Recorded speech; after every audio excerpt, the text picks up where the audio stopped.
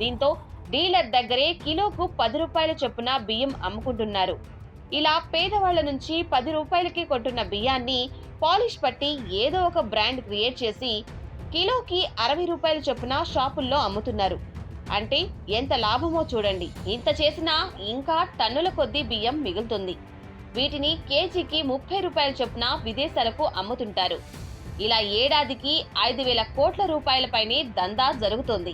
ఎవరెవరు ఉన్నారు ఇందులో అంటే అధికార ప్రతిపక్ష పార్టీ వాళ్లే కలిసి దందా చేస్తున్నారు. ప్రతి జిల్లాలోనూ రేషన్ మాఫియా నడుస్తుంది. సీజ్ ద షిప్ అంటూ విదేశాలకు సరఫరా అవుతున్న రేషన్ బియ్యాన్ని అడ్డుకున్న పవన్ కళ్యాణ్ నియోజకవర్గం పిఠాపురం కూడా రేషన్ మాఫియాకు ఒక ప్రధాన కేంద్రం. ఒక్కో జిల్లాకు కనీసం నెలకు 10 కోట్ల రూపాయలకు పైగా రేషన్ బియ్యం దందా జరుగుతుంది. రేషన్ మాఫియాను అడ్డుకోవడంలో కూటమి ప్రభుత్వం దారుణంగా విఫలమైందని చెబుతున్నారు బీసీవై పార్టీ అధినేత బోడే రామచంద్ర యాదవ్.